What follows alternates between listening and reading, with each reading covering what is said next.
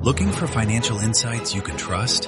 How do you protect yourself as an investor? What's the strategy? I think it's really simple. I think you just want to be diversified in your portfolio. The Payne family brings real-world experience to every conversation. Well, I think that's the problem right now is, right, a lot of people that are close to retirement, they're taking so much risks. And if we do get a big sell-off, it could derail their retirement. Listen to the Pain Points of Wealth on the Red Apple Podcast Network. The Dominic Carter Show on the Red Apple Podcast Network.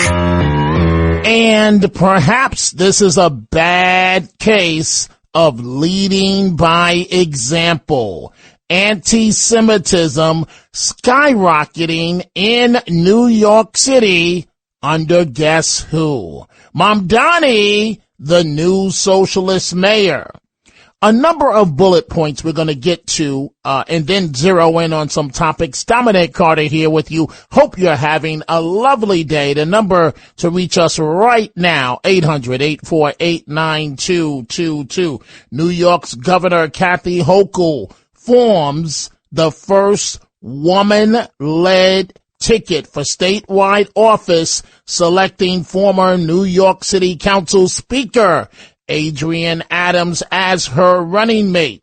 The Democrat governor has struggled to find a lieutenant governor who has not caused political headaches. Her current lieutenant governor is running against her in the election. He won't win, but he's making a statement. So by Hochul, this is a smart play. Whether you like it or not, Adams, as her number two, Adrienne Adams, will energize support for Hochul, badly needed energy that she's going to need up against Bruce Blakeman, but energize support particularly out of New York City and from African-American voters. So a smart play by New York Governor Kathy Hochul. Tom Homan, the White House border czar, says effective immediately, the federal government is reducing the number of federal immigration enforcement officers in Minnesota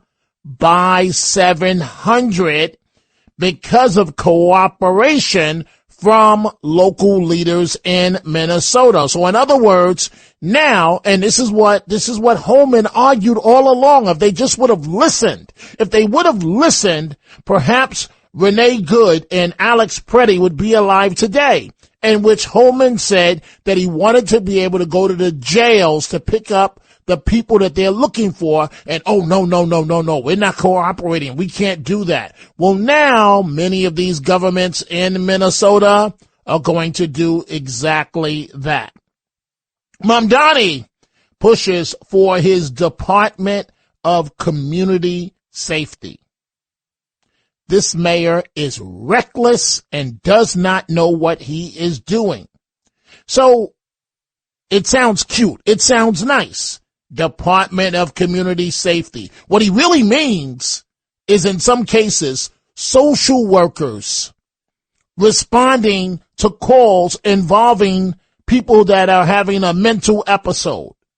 It sounds great. It sounds wonderful. Mamdani says it frees up police officers to do police work.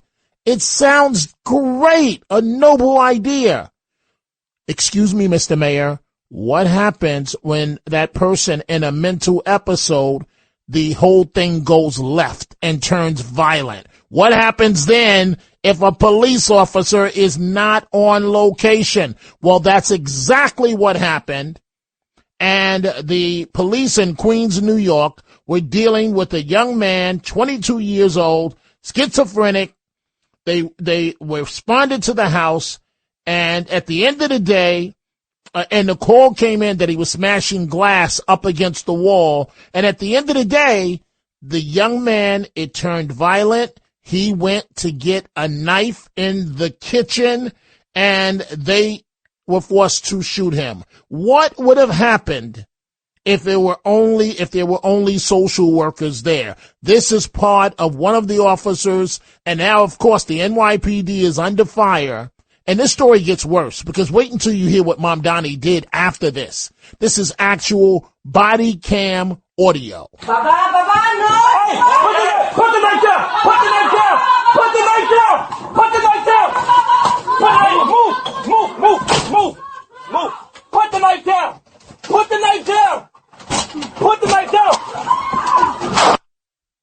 And so the audio stops at the point of the shooting. You hear the officer, right? So, Mom Donnie, what does this guy do? What does this clown do? He goes to the hospital and visits the young man and the young man's family. Now, you hear the anxiety, the trauma in the officer's voice. Maybe he visited them, but I don't think so. He ran to the hospital to visit the young man. Now, yes, the young man is in crisis and needs help. But when you're the mayor, it's all about priorities. And so your priority, Mr. Mayor, was go visit this young man that had a knife. You see the knife in his hand in the video. And the mother is in between the officers and the young man. And you hear the trauma in the officer's voice. Move, move, move. He's telling the mother to move so that he can get a clean shot. Because the moment this young man picks up a knife, it's a different situation. So what was the social worker going to do in that situation, Mr. Department of Community Safety Mayor? This guy is an absolute disaster. Disaster. Talking about another disaster, and we see your calls. We're about to begin with them live. 800-848-9222. But he actually goes, he calls for the district attorney not to prosecute charges against the young man, and goes to visit the young man. But what about the cops that are in trauma because they had to use potentially deadly force? Now, the good news is that the young man is alive. And the family's now saying, oh, we didn't want the police. We just wanted a medical transport for our son. Excuse me, family. Well, who's going to calm him down while he's breaking glass to say, excuse me, young man, you've got to go to the hospital where we're going to force you to take your medication. And he's going to get even more agitated. Who's going to be able to achieve that? No one except for police officers. 800-848-9222. So you talk about putting your foot in your mouth at the Grammys. Billie Eilish, the 24-year-old who won Best Song and stood up and proclaimed to the world. This is what she had to say. No one is illegal on stolen land. And yeah, it's just really hard to know what to say and what to do right now. And I feel really hopeful in this room, and I feel like we just need to keep fighting and speaking up and protesting, and our voices really do matter, and the people matter. And I say sorry. And so there you have it. Very, very interesting situation. Before I start with your calls, very important that I do this part, because I say all the time, I don't understand anti-Semitism. I don't understand why anyone would hate on someone simply because they're Jewish. I don't get it. But with this mayor, the Yeshiva World News, anti-Semitic hate crimes have skyrocketed under Mamdani. No surprise there. In January, accounting for the majority of all reported bias incidents, even as the NYPD cites historic declines in gun violence.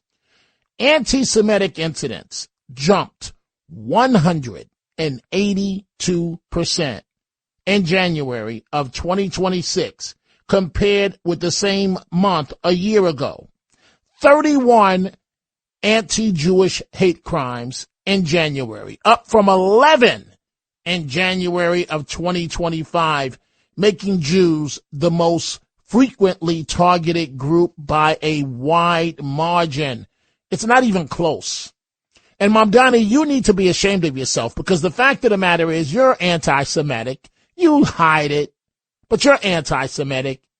You run to 770 Eastern Parkway when the guy drove the car into the door. You say the right things sometimes, but something has to give with this mayor. Let's start with your telephone calls. Line 3, Tom in Westchester. Tom, what's on your mind? Hey, Dominic, how's it going? So listen, I was a police officer for 30 years. I wore that uniform. I responded to 1,000 EDP calls. They are extremely dangerous at times, and they're unpredictable. And even as a police officer, you have all the tools necessary on a gun belt. You use what we call verbal judo to de-escalate things. But you're going to send an unarmed social worker into that predicament, and it's not going to end well until the first one unfortunately gets hurt, cut, injured, something. It's not good.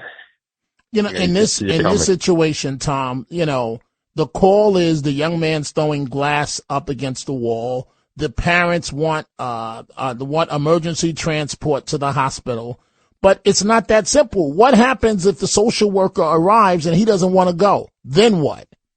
And I'm asking you, Tom, then what happens in that situation? Yes, then you have to put hands on, and it's terrible because a lot of people need help. They're off their medication, and it's not their fault in a way. I mean, they have a medical condition that they need to take medication for, and the parents or the family want somebody to help. You try to give them that help, but they become agitated, they're unpredictable, and unfortunately, you have to use force to get them into an ambulance or get them the help that they need. But so Tom, help me out here.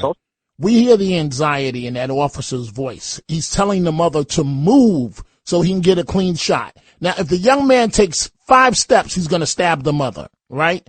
There's a distance between the officers. So they've got to protect the mother. They're trying to protect the young man. And, of course, they don't want to die. You hear the anxiety in his voice. Explain that to me. What is that officer going through before he's forced to open fire? You're trying to de-escalate. You're trying to find out what's going on, trying to get them the help that they need. And you don't want to get you hurt yourself. You don't want to hurt the other person because you're there to help them.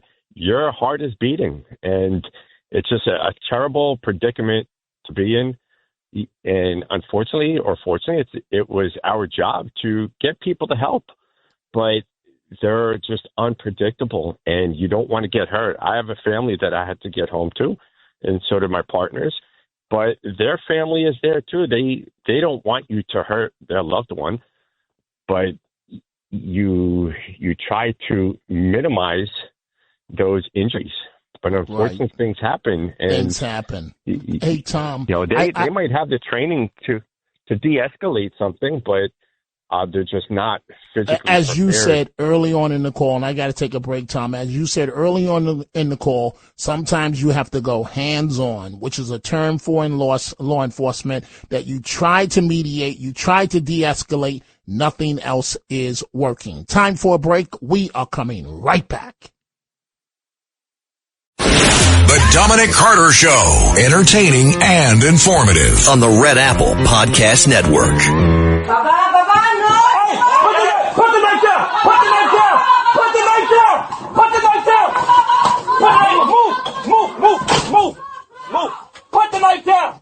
Put the knife down! Put the knife down!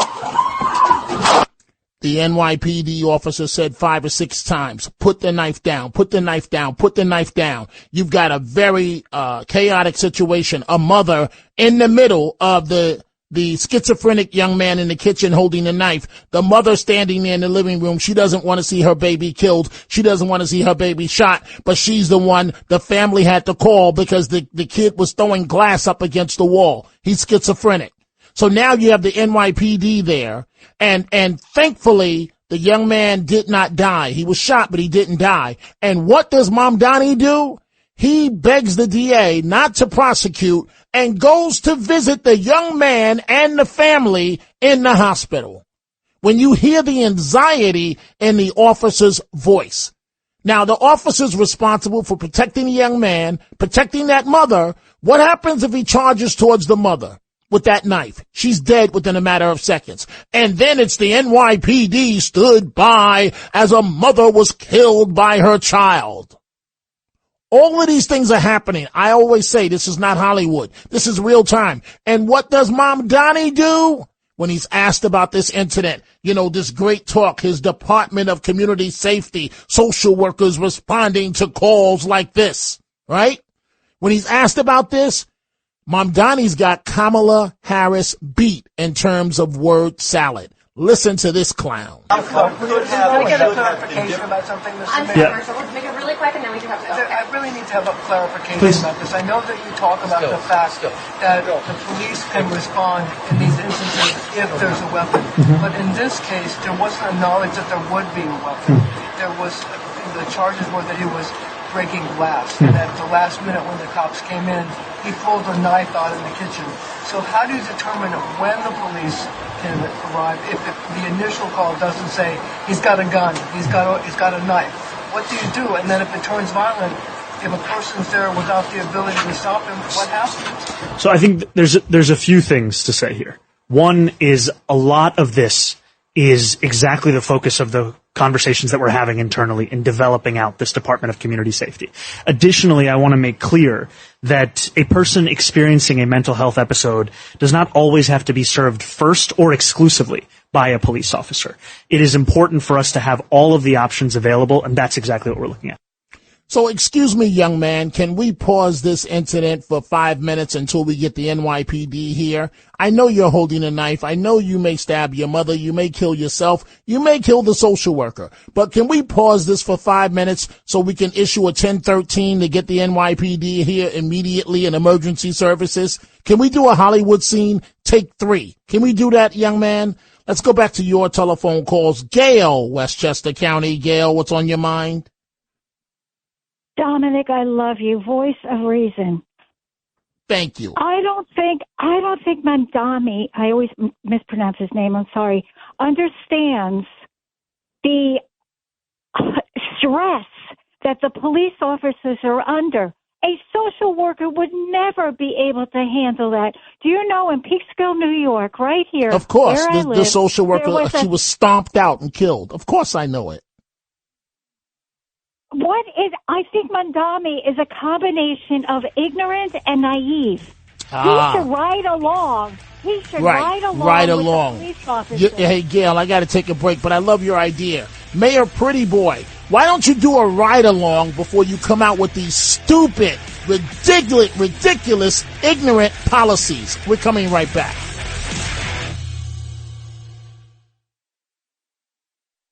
The Dominic Carter Show. Entertaining and informative. On the Red Apple Podcast Network. Do you plan to apologize to the family of Alex Preddy? For what?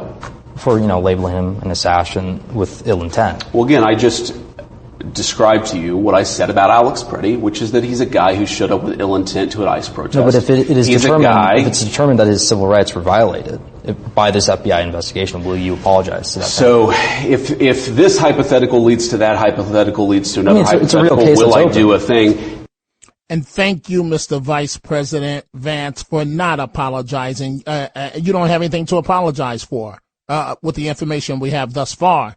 The more we learn of Mr. Preddy, who lost his life in Minneapolis, it doesn't look good for him or his family. I am looking at my Twitter at my ex, the lovely Debbie Lobato, Staten Island, says, Mom Donnie is riding along with the left-wing agenda and communist values, not with law enforcement. Then she switches to Hollywood. Love these folks with all their anti-ICE and cop crap as they are covered in private security, both out and in their homes. Debbie ends this in a wonderful way. She says, quote, get lost. Tom Homan announcing that effective immediately, 700 less agents in Minneapolis, and it's not a concession. He says it's because the cooperation now from Minnesota officials that they're willing to let ICE officers make the arrests when they're looking for these criminals at local jails in Minnesota. Given this increase in unprecedented collaboration, and as a result of the need for less law enforcement officers to do this work in a safer environment, I have announced effective immediately, we will draw down 700 people effective today. 700 law enforcement personnel.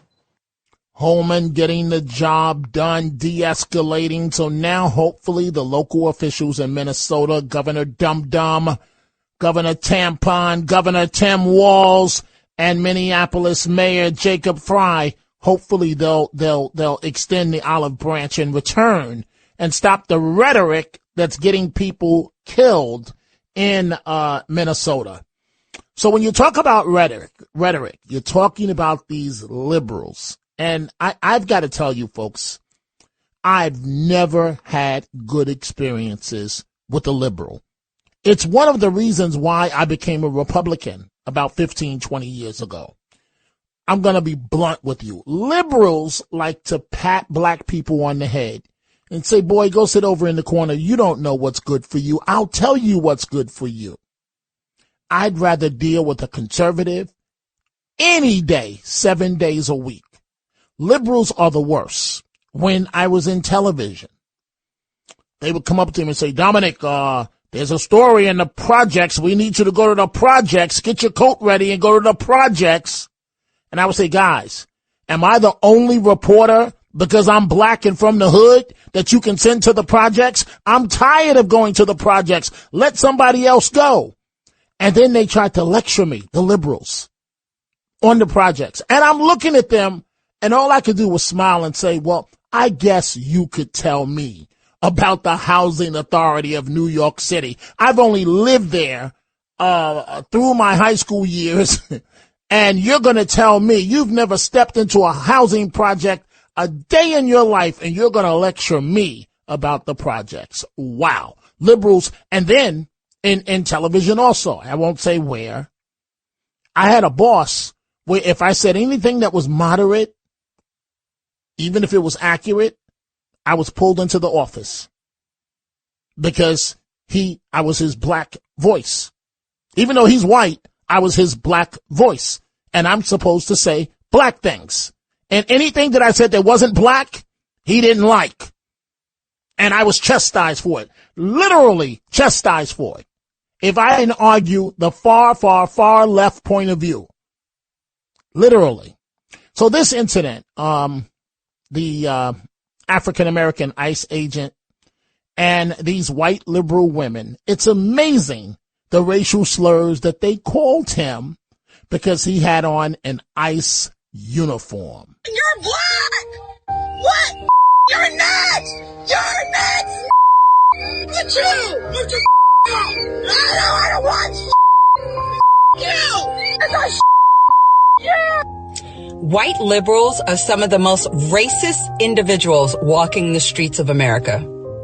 White liberals are the people who want to paint black people as less than or inferior. White liberals are the ones who want to push the narrative that black people are somehow victims. And the moment that you do not move the way that they want you to move, it never fails. They will remind you that you don't belong here either. And y'all eat that up like dummies while calling conservatives the racists. Conservatives who say that everybody is equal, that black people, you're not victims. Yeah, I've never heard a conservative say, after we're done with those Hispanics, we're coming after you, black folks. No, that's just the Democrats. So who are the real racists? I'm just saying, folks. So I'm looking at my Twitter. OSC says, at Dominic TV, with all due respect, and I think you are great. Now, folks, when someone says that, that means, but here comes the negative. So OSC says, and let me retweet this so you folks can see it. Says, do you think the 22-year-old picked up the knife after seeing a uniform with a gun pointed at him? Well, OSC, you're making a lot of assumptions. Who says the gun was pointed at him? Right? I'm sure the police were trying to de-escalate this. Right? Number two, okay, let's say the uniform wasn't there.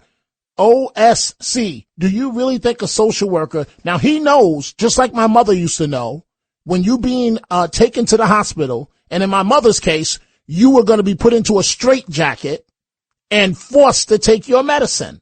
Literally. I have her psychiatric records to prove it. And oftentimes, at least in my mother's case, she got in trouble because she didn't want to take their medication. They never want to take their medication because they say it makes them feel dead.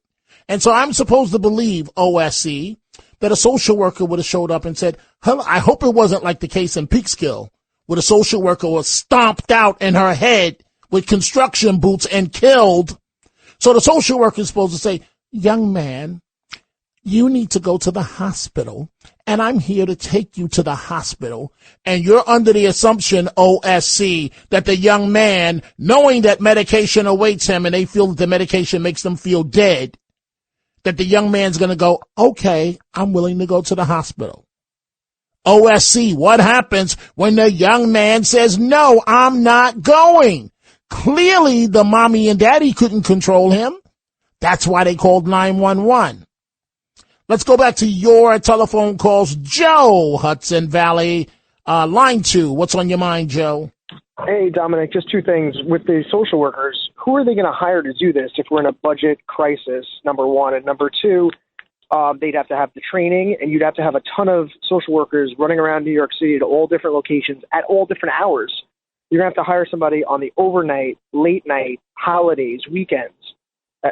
Hundreds and hundreds of people to do this. It just doesn't seem like it's a realistic idea, and that's why you have the NYPD doing it, because they're already Of course, because they have guns and they can force you to go even if you don't want to go. Joe, what do you make of our new mayor?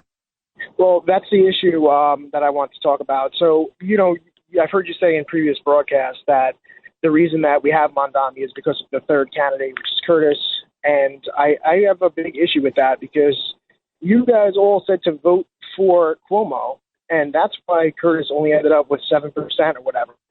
So it wasn't because Mr. 7%. It wasn't because Mr. 7% had no experience, no education, no platform. The Guardian Angel's an absolute failure. That had nothing to do with it, Joe, huh?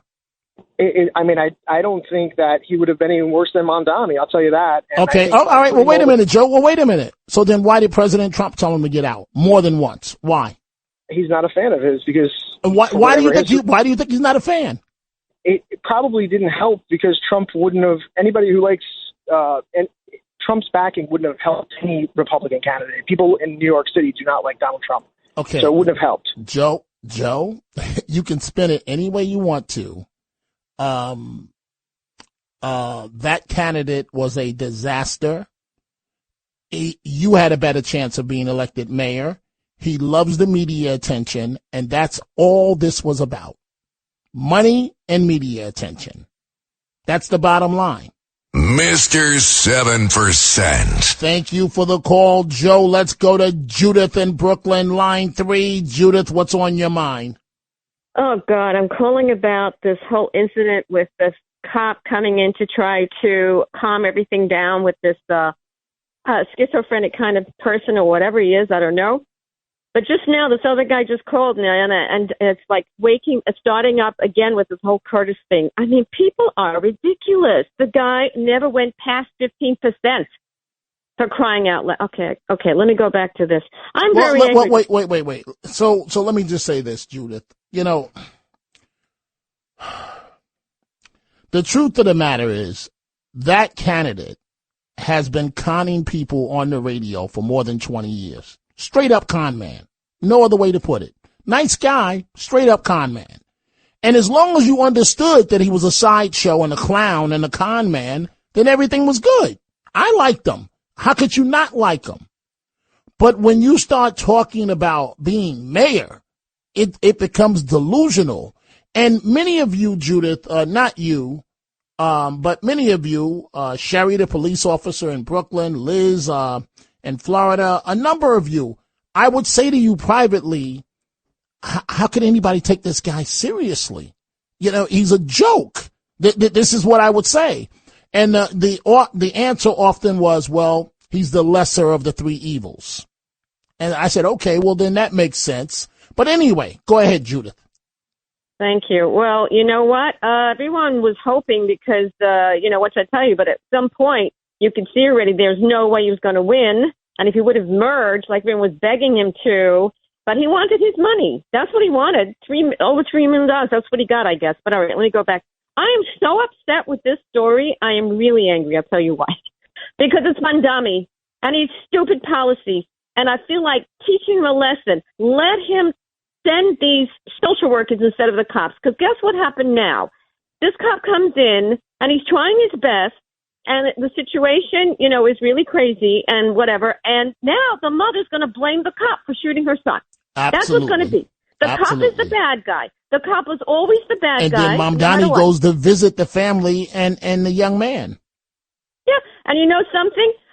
Instead of appreciating what the cop did, all right, and everything, no, he's going to be the bad guy. So guess what? I really want Mondami to get his wish. Let all the social workers go and take care of this and let's see, because right now, in this month, Mondami has proven that he's such a failure with the snow, with the people dying in the snow, and now with this incident. He's so stupid with his stupid policies that I really want him to, eat his policy up. Let the social workers go. I don't want the cops to even be blamed for a second or put themselves into jeopardy. It's right, just Judith, that sounds great, but then what happens when the social worker takes a knife to the chest? It's on Mondami, okay? He don't care. He's only concerned with his jacket that he can respond to in the storm so that he looks good, or with his latest tweet or his latest video. Mayor social media. Maybe that's what I should call this guy going forward. Thank you so much for the call, Judith. Dominic Carter here with you folks. Let's go to Liz, line 2 in Florida. Liz, what's on your mind? It's really warm here. Hi, Dominic. Hi. It's no surprise to me that anti-Semitism has soared so high. It will never end when you have anti-Semites in office. And bottom line is, we need to educate everybody, kids early, and apparently adults as well. So explain to me, why does this happen? I got to take a break in about 30 seconds, but why does this happen? Anti-Semitism? Oh my gosh, Dominic, it's been thousands of years. Basically, I think that there's a lot of scapegoating and stereotypes and conspiracy theories, and there was always jealousy. It's just, and it just spreads. So, when hatred can spread, and that's what happens. And it's horrible. I wish I could continue, Liz, but I got to take a break. Thank you for all that you do. And folks, Liz, by the way, is one of the folks that I would constantly ask her during the campaign. I hope I don't get in trouble revealing private information. I would say, Liz, how can anybody take candidate 3 seriously? This guy is a joke, a complete joke, a con man. And, she would say, people love him. He's beloved. She still says that he's beloved. And, he was the lesser of the evils in the race. And that's fine. That's fine if it wouldn't have tossed the election to Mamdani. So where is this candidate? I don't hear from him anymore. Where is he? Where art thou? Let's turn this into Shakespeare and Hamlet or something. Where are you? Time for a break. We're coming right back. The Dominic Carter Show on the Red Apple Podcast Network. And the Tunnel to Towers Foundation final thoughts. I'm looking back at my Twitter at Dominic TV. Follow me, folks. Post a comment. OSC I just retweeted his comment again. He says, thank you for your reply. The focus was on the uniform, aggression, and the pointed gun. Let me stop for a second. OSC, you're making a lot of assumptions. So you say aggression. You're implying that the NYPD escalated the situation.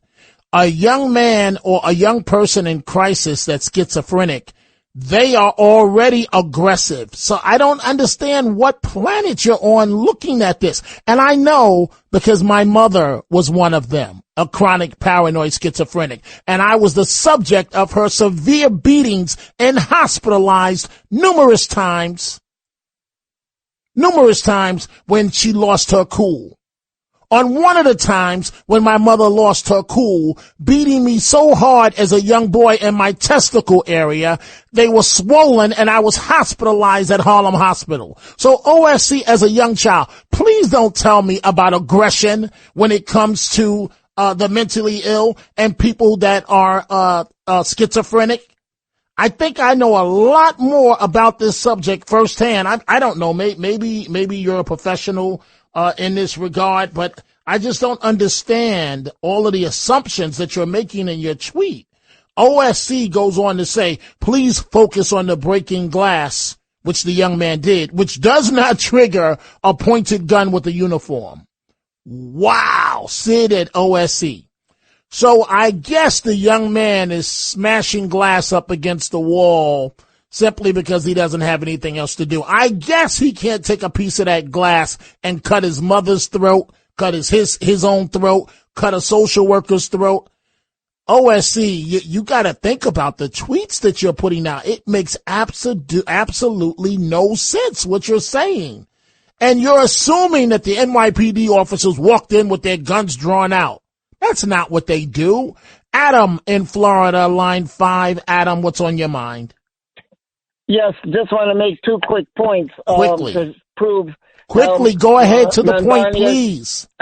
Well, one, his first executive order was to take away the anti-Semitism definition. Yes. And number 2, he kicked Qatar out of New York with the help of Letitia James, which I'm sure you know what Qatar is. It was a Jewish group that helps defend people against, anti-Semitism.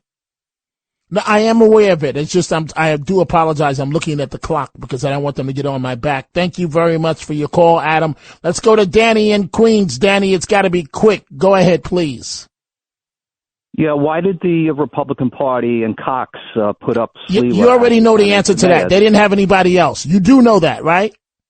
Out of 8 million people, they didn't have any. Danny, you do understand they didn't have a single other candidate, right? Because whoever runs for mayor in New York City, you're going to be slaughtered as a Republican. You do understand there was no one else that wanted the nomination. You do understand that, correct? No, I don't. Okay, well that's the truth. He ran unopposed. You do know that, right? You do know that, right? You do know that, right? Oh, you don't know that, right? Now you don't have anything to say. Dominic is done with you. You gotta have your facts, because if you don't, I'm gonna chew you up and spit it out right back at you. Folks, support America's military, and that candidate ran unopposed. Nobody else wanted it. Please support T2T.org. I'll be back live at midnight.